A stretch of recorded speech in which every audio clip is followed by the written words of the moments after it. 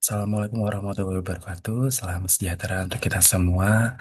Perkenalkan, saya Mustafa akan menjelaskan dua topik terkait mata kuliah ekonomi makro. Topik pertama yang akan saya bahas yaitu keseimbangan makroekonomi dengan model AS.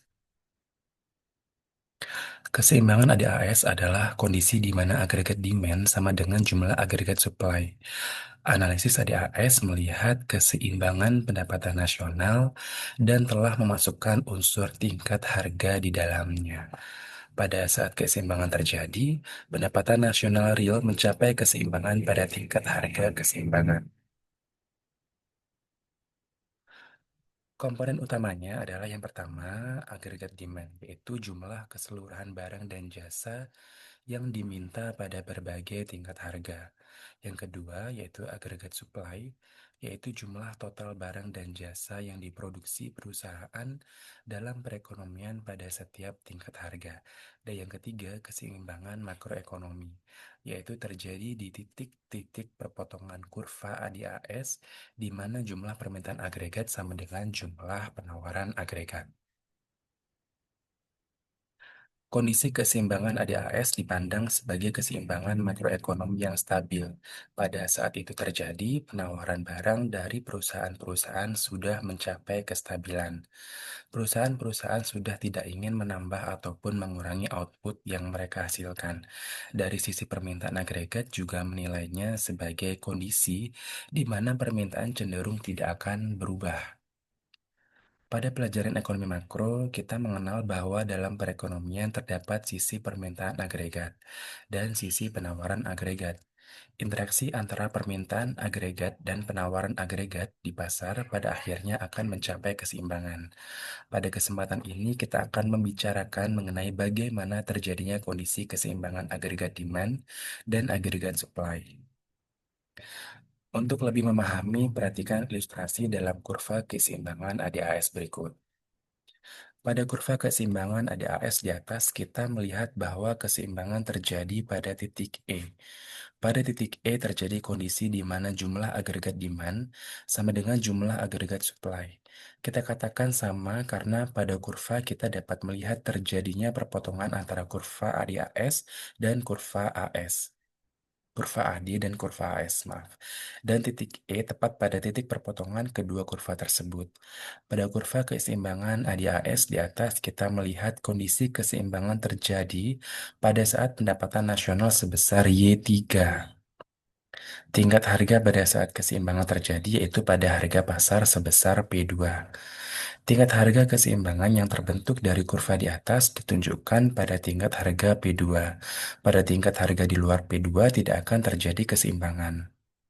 Dan justru interaksi permintaan agregat dan penawaran agregat akan menggeser tingkat harga pada P2 untuk mencapai keseimbangan. Apabila tingkat harga barang saat ini bukan pada tingkat keseimbangan, maka akan terjadi penyesuaian di dalam jumlah permintaan, penawaran, dan tingkat harga. Misalkan, tingkat harga saat ini yaitu sebesar P3. Pada kondisi demikian, telah terjadi kelebihan penawaran. Jumlah penawaran oleh perusahaan melebihi sisi permintaan. Implikasi dari kondisi kelebihan penawaran ini akan membuat tingkat harga akan menurun.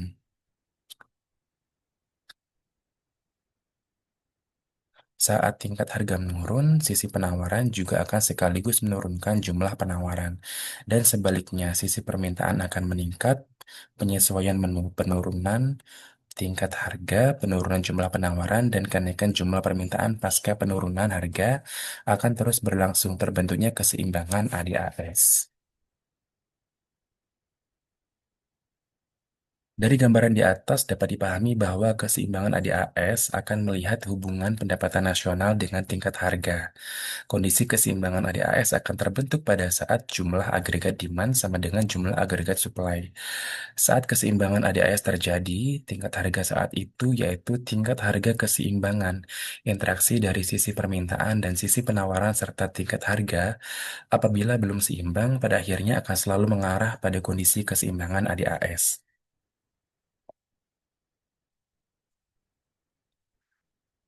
Kita lanjut ke contoh soal. Yang pertama, jika dalam suatu perekonomian pemerintah meningkatkan pengeluaran pemerintah atau G, bagaimana dampaknya terhadap kurva AD dan titik keseimbangannya? Dan jawabannya adalah yang pertama, peningkatan G, yaitu AD akan meningkat dan kurva AD bergeser ke kanan.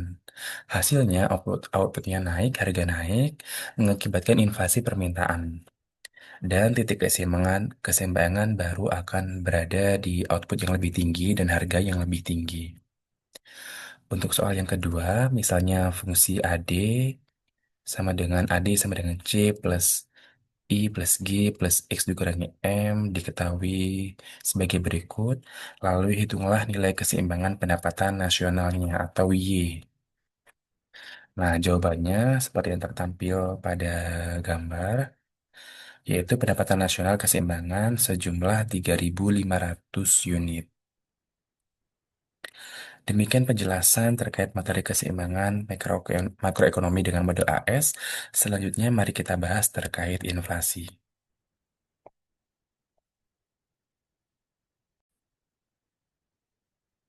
Selanjutnya, materi inflasi yang akan kita bahas lebih mendalam. Inflasi adalah kenaikan harga-harga secara umum dan terus-menerus. Meningkatnya harga dari satu atau dua barang saja tidak dapat dikatakan inflasi, kecuali bila kenaikan itu meluas atau mengakibatkan kenaikan harga pada barang lainnya. Naiknya harga barang dan jasa tersebut menyebabkan turunnya nilai mata uang. Dengan demikian, inflasi dapat juga diartikan sebagai penurunan nilai mata uang terhadap nilai barang dan jasa secara umum. Inflasi terjadi ketika tingkat harga umum naik, sedangkan deflasi terjadi ketika tingkat harga umum turun.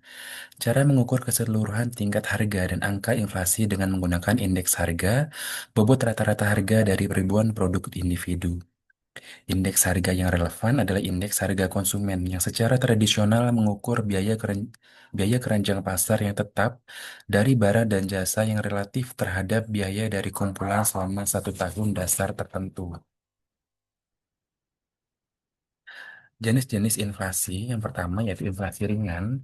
Laju inflasinya kurang dari 10% per tahun. Ciri-cirinya kenaikan harga barang dan jasa sangat lambat dan stabil.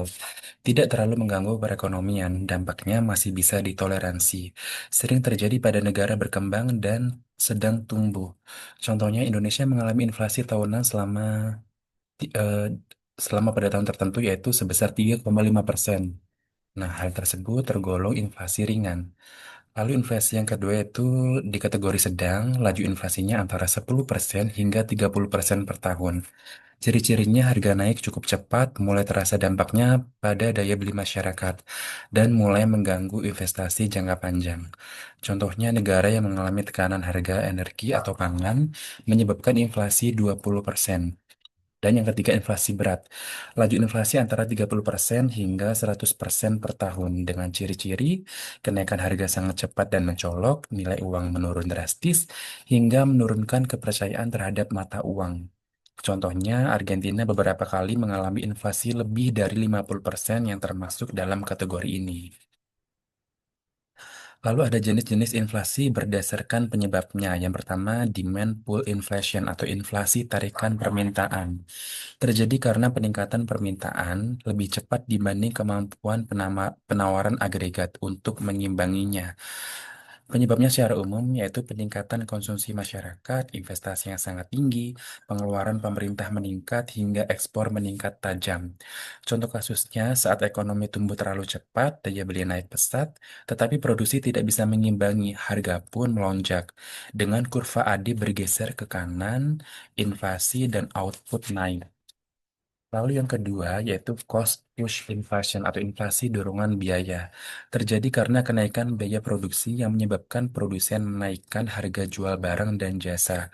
Penyebabnya kenaikan upah pekerja, harga bahan baku impor masyarakat yang meningkat, kenaikan harga energi seperti minyak dan listrik, dan nilai tukar melemah seperti impor jadi mahal. Contoh kasusnya, krisis minyak dunia menyebabkan biaya transportasi dan produksi meningkat. Harga barang naik secara luas. Sedangkan kurva AS bergeser ke kiri, harga naik, output menurun atau stagflasi. Yang ketiga, built-in inflation atau inflasi yang diharapkan atau inflasi inersial. Inflasi yang disebabkan oleh ekspektasi inflasi di masa depan. Masyarakat, serikat pekerja, dan produsen mengantisipasi kenaikan harga sehingga menaikkan upah dan harga lebih awal.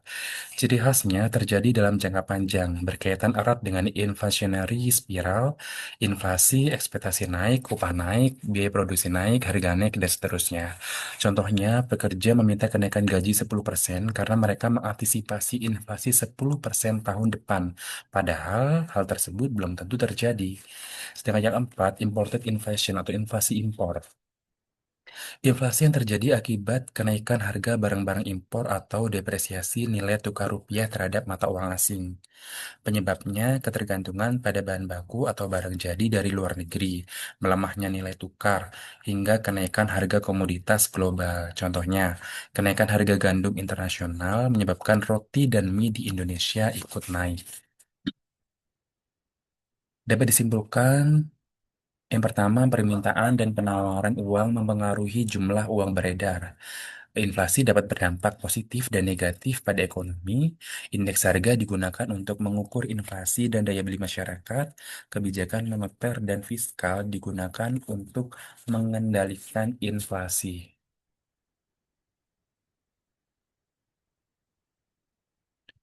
Mari kita berlatih pada contoh-contoh soal. Apa yang dimaksud dengan permintaan uang? Apakah uang beredar, jumlah uang yang dibutuhkan, suku bunga naik, atau harga barang turun? Dan jawabannya adalah jumlah uang yang dibutuhkan. Permintaan uang dalam ilmu ekonomi merujuk pada jumlah uang yang ingin dimiliki masyarakat pada suatu waktu tertentu untuk melakukan transaksi, berjaga-jaga, dan spekulasi. Artinya ini adalah keinginan atau kebutuhan masyarakat terhadap uang tunai maupun simpanan yang likuid. Lalu soal yang kedua, faktor apa yang mempengaruhi permintaan uang? Apakah warna uang, tingkat bunga, jenis kertas, atau jumlah penduduk? Dan jawabannya adalah permintaan uang. Maaf, jawabannya adalah tingkat bunga. Permintaan uang dalam ekonomi dipengaruhi oleh beberapa faktor utama, dan tingkat bunga atau interest rate adalah salah satu yang paling penting. Semakin tinggi tingkat bunga, semakin besar insentif orang untuk menyimpan uang di bank, karena imbal hasilnya tinggi dan permintaan uang tunai menurun. Sebaliknya, jika bunga rendah, orang lebih memilih menyimpan uang dalam bentuk tunai, karena imbal hasil simpanan kecil dan permintaan uang naik. Nah, berikut adalah presentasi dari saya. Terima kasih atas perhatian dan atensinya. Wassalamualaikum warahmatullahi wabarakatuh. Salam sejahtera untuk kita semua.